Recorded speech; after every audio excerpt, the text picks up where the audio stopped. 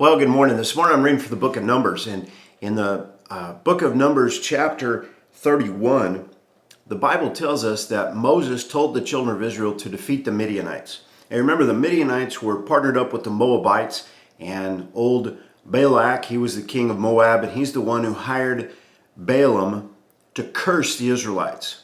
He tried on 3 different occasions to do that. He couldn't do it. Every time he'd try to communicate with God, and God would tell him, you can't curse them, give them this blessing. And it just drive old king crazy. And 3 different times he did this. He'd go up on the high mountain and look at them, and he'd do sacrifices and all of this, and then he would wind up giving Israel a blessing. And he realized that God wasn't going to allow him to curse the Israelites, but he wanted the money that the old king of Moab had offered him. And so we find out, now we don't find out when we read the original, that portion of the story in Numbers 25 and following, that exactly what happened. We just find out that they had this pagan sacrifice to Baal and all of the accompanying adulterous and disgusting practices that went along with that. And Israel just joins right in. And it costs Israel greatly. But when we come to Numbers chapter 31, the Bible tells us there that the children of Israel were supposed to defeat the Midianites. And so they go to war against the Midianites and they wipe out all the fighting age men. But they save all of the women and the children alive. They bring them back to the camp. And Moses says, have you saved all the women alive?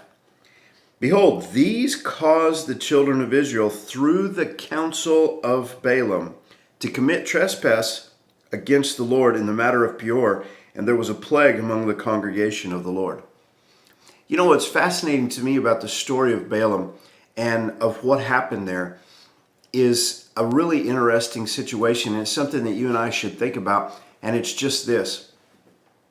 God did not permit this false prophet Balaam to curse the children of Israel. They were blessed. And if you're blessed by God, you can't be cursed. This is not something that a child of the king should go around worrying about, that somebody is trying to put a curse on them, because they just can't. We see that take place with him.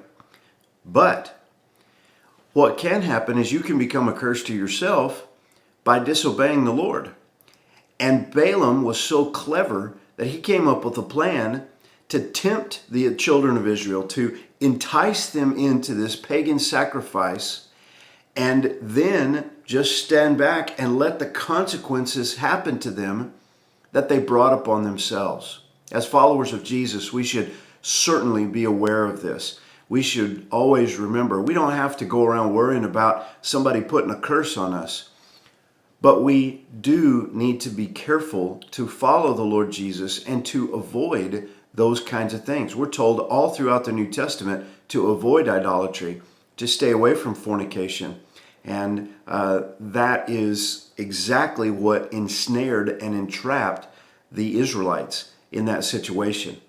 And so I just want to encourage you this morning, keep your eyes fixed on Jesus. Stay on the straight and narrow path that he is leading us down.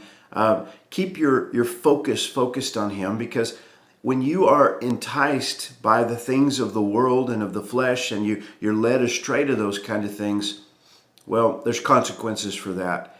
And those consequences sometimes are pretty devastating. So I just want to encourage you, keep your eyes on Jesus. Keep following him. God bless you. Hope you have a great day.